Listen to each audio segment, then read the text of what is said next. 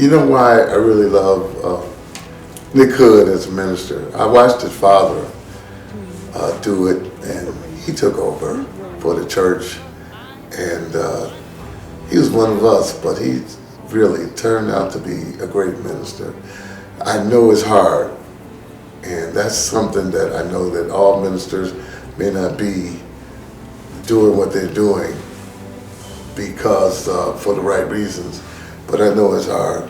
I know he's a beautiful man, and we've been knowing each other for over 50 years. I believe in him. He's inspired me in so many ways to do what I'm doing and try to be the best at it.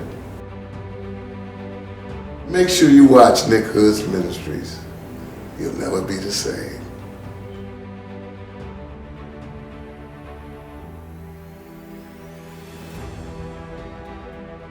This is a new ministry which is just starting. Reverend Hood needs your help in sharing the good news of Jesus Christ and his power throughout the world. If you would be so kind as to send a donation to Nicholas Hood III Ministries of any amount, Reverend Hood will send you a free complimentary copy of his book of original personal prayers and beautiful photographs entitled The Test, The Strength, The Endurance, and The Way Out. We appreciate your support, and in this way, you can partner with Reverend Hood in sharing the good news of Jesus throughout the world. Please make your check out to Nicholas Hood III Ministries and mail it to 4535 Chrysler Drive, Detroit, Michigan, 48201.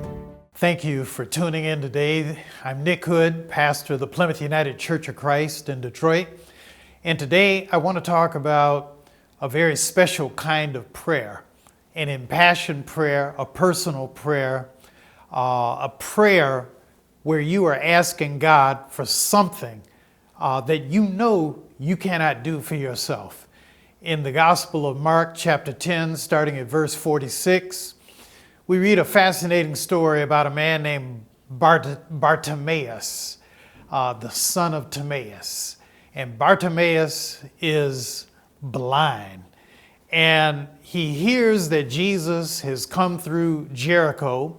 And when Jesus is on his way out of Jericho, it's interesting. Something brought Jesus to Jericho, but whatever it was that brought him there did not really make its way to the historians' books, the eyewitness account.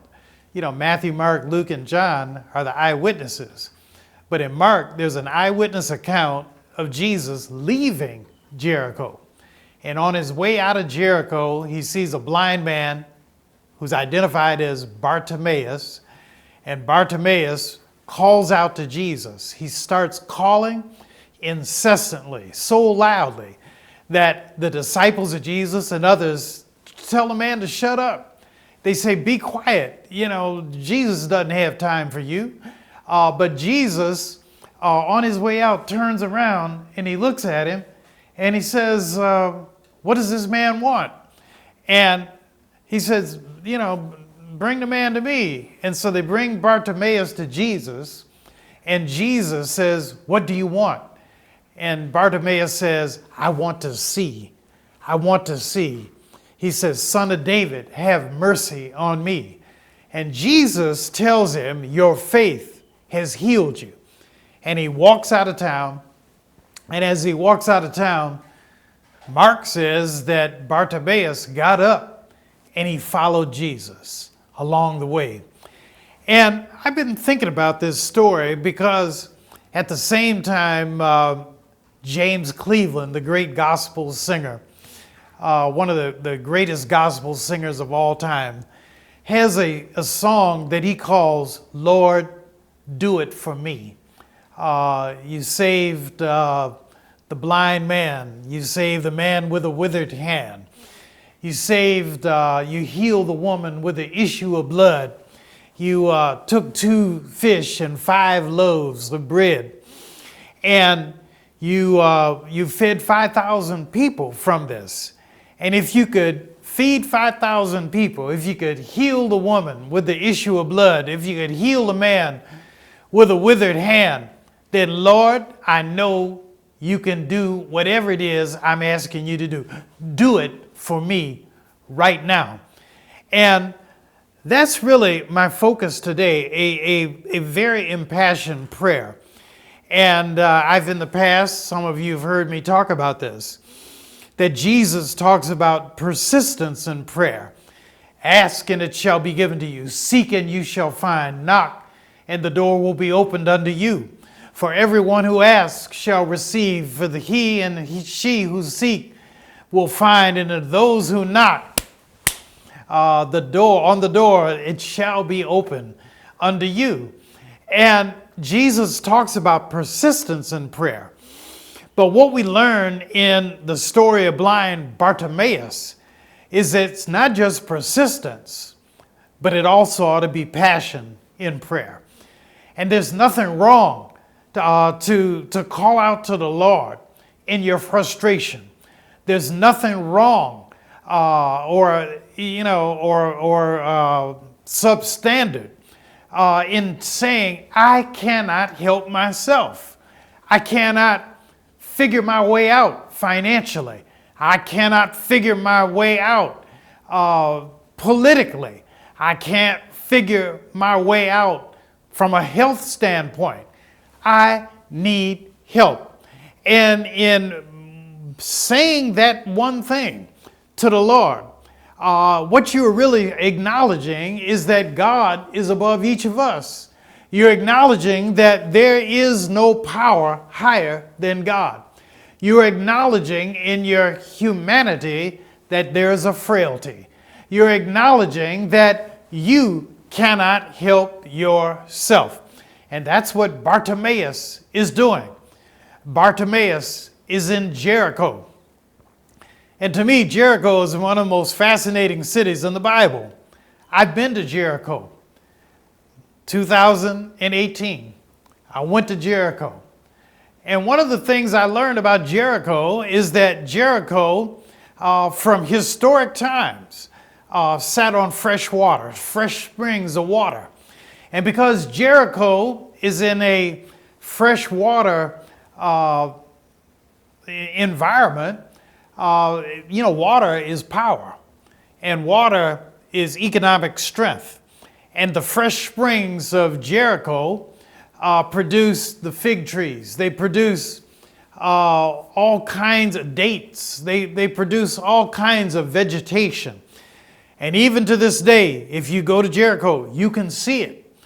And there's something about Jericho that Jesus liked. He's always going through Jericho. But there's very little that you hear that Jesus did in Jericho. Typically, Jesus is coming to Jericho or he's leaving Jericho. But in the process, something happens. And on this time, he meets a blind man named Bartimaeus. I'll tell you another thing about the geography of Jericho. Jericho sits down in a valley, and not far away from it is a high mountain. And that high mountain is referred to often as the mountain of temptation. It is this high mountain above Jericho where Jesus was tempted for 40 days and 40 nights. And I've been to that mountain. And it's an amazing, there's a cable car that rides from Jericho up to the top of this mountain of temptation. The mountain of temptation is high up there. And I think that for Jesus, going to Jericho, this is just my hypothesis. And Jericho is also not far from Jerusalem. I think that Jesus had a special affinity for Jericho because in Jericho, it reminded him of the 40 days and 40 nights of temptation that he had to endure. But in this story of Bartimaeus, think about the key points in this story. Number one, Bartimaeus is blind. He's certified blind. And his blindness was real. And in a real sense, there's some of us, like Bartimaeus, who are blind. We have eyes that can see. We have ears that can hear. We have a mouth that can speak. We have a heart that can beat. But deep down inside, we are blind. We are blind to truth, blind to justice, blind to equality.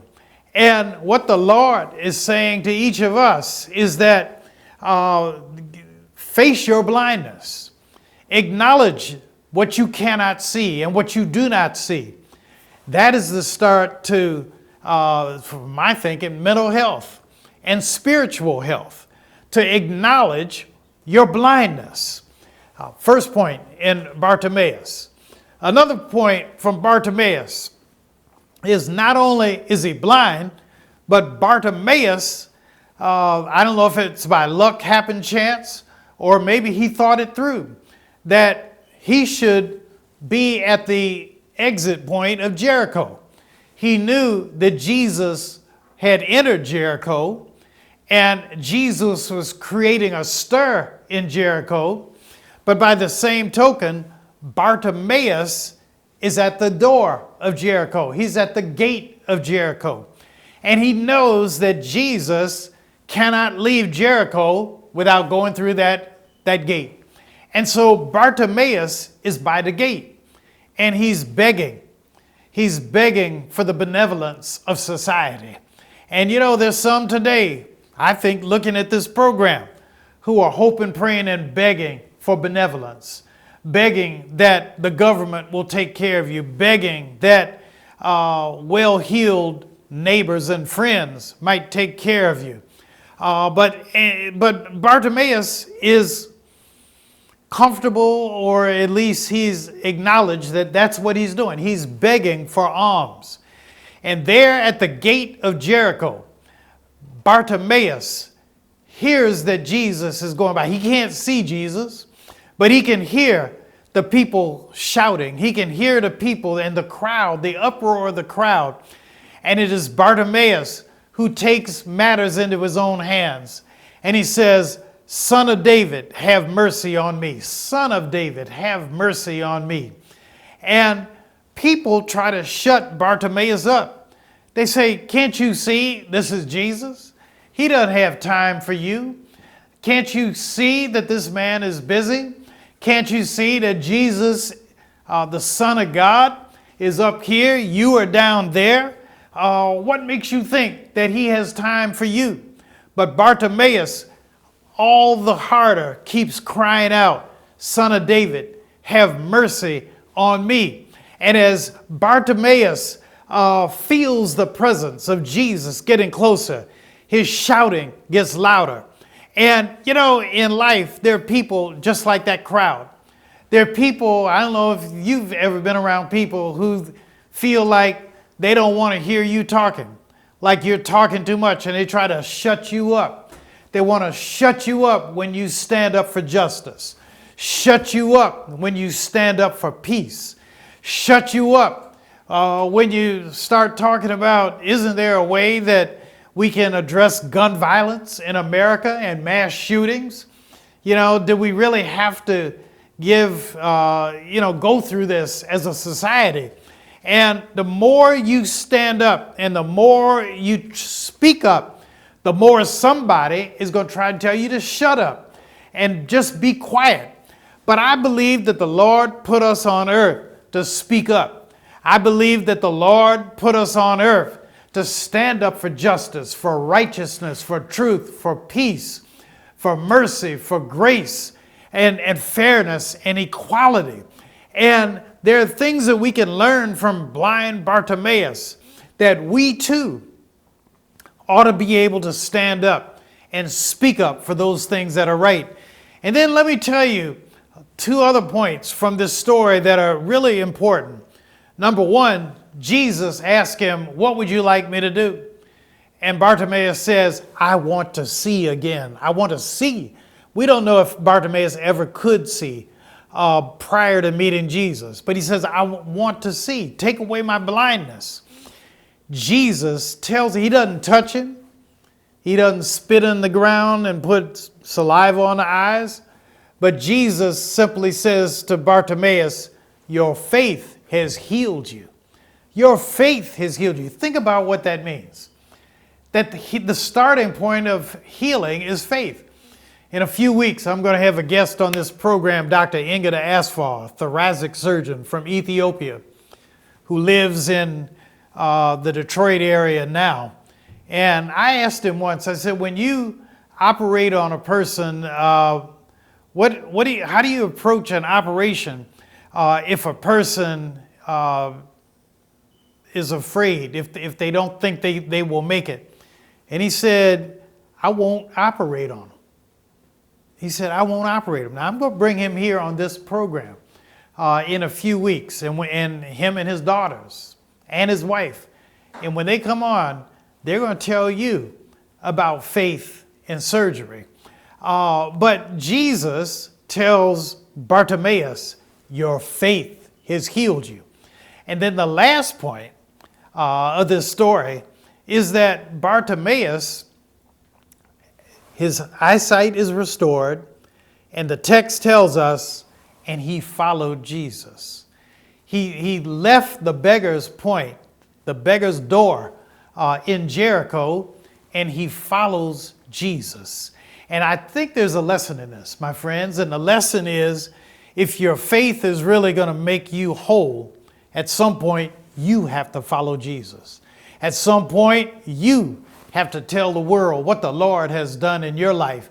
You have to be a witness for the Lord. And if you are a witness for the Lord, somebody else's life is going to be changed. Somebody else will find wholeness. I believe there's somebody looking at this program right now who's trying to figure out, how can I get beyond my blindness? And, you say, Reverend, but I can see. Yes, you may be able to see, but some of us are blind. Blind to hatred, blind to jealousy, blind to a sense of insecurity, blind to a sense of frailty, and don't realize how out of step you really are with life. But when the Lord puts his hand on you, what you will find is that the scales, the cataracts, the spiritual cataracts on your eyes are removed. And when those cataracts are removed, my friends, you walk with a new pep in your step, a new glide in your stride, because you have a story that you can tell the world about. And what you can tell the world is how the Lord found you when you were messed up, and how the Lord has now cleaned you up. And so that's the word I leave you with today. And I, through my life, try to tell the world that Jesus is my witness, Jesus is my Lord, Jesus is my Savior. You're sitting at home looking at me right now, and I want you to ask yourself, am I blind? And how can the Lord take my blindness and strip it away? The Lord is waiting for you right now, my friends. Don't hold back. Don't hide. Don't disappear. But the Lord simply wants you to say, heal me, touch me, save me, cleanse me. And once you do that, the Lord will give you new life. Stick around for a few moments. I'm going to be talking with Dr. Crystal Woods from a psychological standpoint of what this story of blind Bartimaeus says to us in today's world. Thank you so much for tuning in, and God bless. This is a new ministry which is just starting. Reverend Hood needs your help in sharing the good news of Jesus Christ and his power throughout the world. If you would be so kind as to send a donation to Nicholas Hood III Ministries of any amount, Reverend Hood will send you a free complimentary copy of his book of original personal prayers and beautiful photographs entitled The Test, The Strength, The Endurance, and The Way Out. We appreciate your support, and in this way, you can partner with Reverend Hood in sharing the good news of Jesus throughout the world. Please make your check out to Nicholas Hood III Ministries and mail it to 4535 Chrysler Drive, Detroit, Michigan, 48201.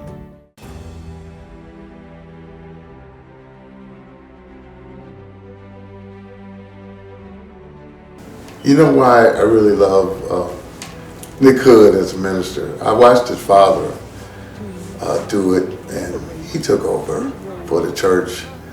And he was one of us, but he really turned out to be a great minister. I know it's hard, and that's something that I know that all ministers may not be doing what they're doing because for the right reasons, but I know it's hard. I know he's a beautiful man, and we've been knowing each other for over 50 years. I believe in him. He's inspired me in so many ways to do what I'm doing and try to be the best at it. Make sure you watch Nick Hood's ministries. You'll never be the same.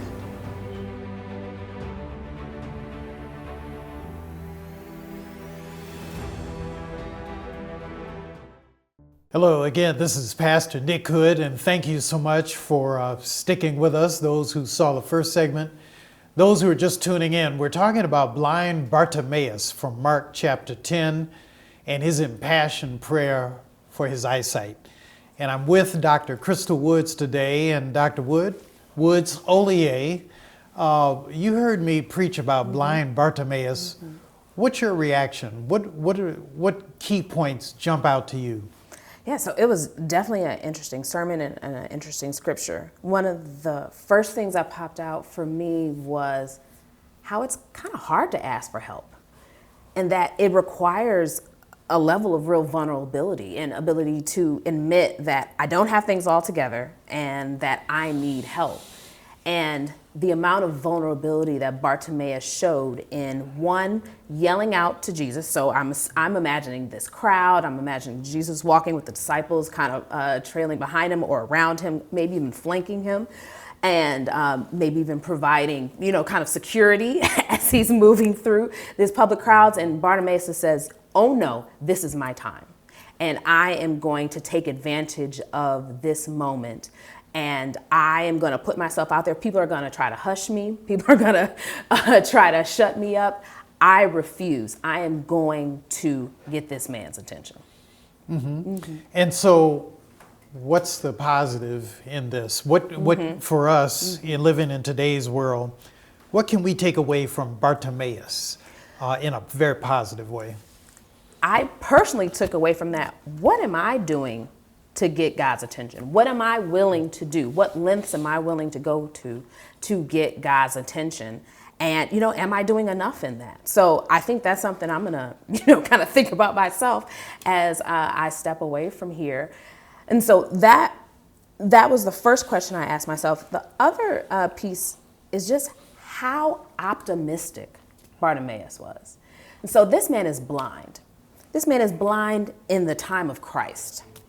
It's tough. It would be tough to be blind in our modern world. Imagining the life that he was probably relegated to in that time and being blind, and even with those unimaginable odds, he still felt like change was possible.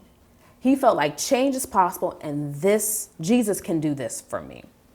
And it shows really how powerful our minds are, that we can, if our minds are focused on optimism and hope, we can have the belief that my life can change and that my life can change for the good. And especially if I do the things necessary to make that happen. And, on the other side of that coin is, our minds, even a pessimistic mind is very powerful. If you believe that you can, if you believe that you cannot, you are right. So the pessimistic mind that's only filtering in evidence that this is my lot in life, this can never change, this can never be different, that impacts our behaviors as well. And so because our minds are powerful to, in how we interpret the world and how they can literally shape our world and the world around us, our minds. Imagine if we exert some kind of control over our minds. Imagine if we make a conscious effort to lean more on those optimistic and positive thinking, what, blessings would flow from that. And building on that point that you just made, to me, one of the most powerful aspects of this whole story is Jesus tells Bartimaeus, your faith has healed you. And tell me a little bit more about, what does that say from a psychological healthiness, the role of faith in healing? What I heard Jesus saying in that was Bartimaeus's perseverance, his boldness in that moment was almost like a proxy for his faith. The idea that, oh, I know this person is rich in faith, because even after being shouted down, he only got, the scripture said he only got louder when they tried to hush him up. He only got louder. Yes, he only shouted out more. So that's how Jesus could simply say to him, and you said this, that he didn't have to, perform some sort of ritual. He just had, your faith has healed you. Well, Dr. Crystal Woods Ollier, I always enjoy talking with you, and you've opened my eyes in my own blindness. Thank you for being here. We're about out of time, but for our audience, if there's somebody in search of psychological help, tell us the name of your health service. Yes, so I am at LifeStance Health. It is a nationwide organization. I'm the director of their clinic in Southfield, Michigan. So I do administrative work there, and I also supervise the amazing therapists there at the clinic and see clients myself. And so if anyone is interested in seeking out services, it is LifeStance Health.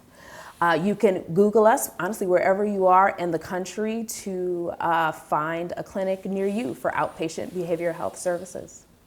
And if you can't remember all that, just call the 1-800 number on the screen, and somebody will put you in contact with LifeStance Health. Thank you so much for tuning in today. God bless, God keep you. And I'll be talking with Dr. Crystal Woods Ollier next week, and I hope you'll tune in. God bless, and I'm praying for you. This is a new ministry which is just starting. Reverend Hood needs your help in sharing the good news of Jesus Christ and His power throughout the world. If you would be so kind as to send a donation to Nicholas Hood III Ministries of any amount, Reverend Hood will send you a free complimentary copy of his book of original personal prayers and beautiful photographs entitled The Test, The Strength, The Endurance, and The Way Out. We appreciate your support, and in this way, you can partner with Reverend Hood in sharing the good news of Jesus throughout the world. Please make your check out to Nicholas Hood III Ministries and mail it to 4535 Chrysler Drive, Detroit, Michigan, 48201.